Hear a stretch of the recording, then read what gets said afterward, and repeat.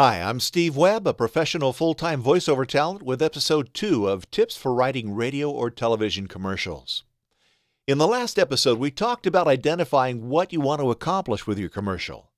I suggested that the most effective type of advertising is focused on achieving an immediate response, and that to do that, you really need 60 seconds. Now, with that in mind, let's talk about what it takes to write an effective spot. Now, first, we have to realize that a 2 or 3 minute video is not going to be able to look at every aspect of writing an effective spot, so what we're going to do is break this up over multiple episodes. In this episode, I want to give you a running start on writing an effective commercial. If you get this concept and you implement it well, you will be miles ahead of a lot of advertisers you hear and see today. Are you ready? Here it is. Solve a problem. Do that, and you will give the listener or viewer a reason to continue to pay attention to your spot instead of wandering off to another radio station or head to the refrigerator. What you want to do is think of, what does your product do for your customer? How does your service make their life better? How does using your product or service make it easier for your customer to get through the day? Don't focus on features and benefits. Don't focus even on price. Tell them how you're going to solve their problem.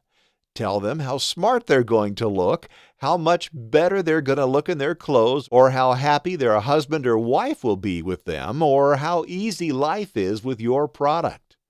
Decide on how solving their problem will change your customer's life, and then work backwards from there, and craft a message with a beginning, a middle, and an end that brings the listener to the point of realization that your product or service is the solution to their problem and that they need to take action now in order to have that problem solved.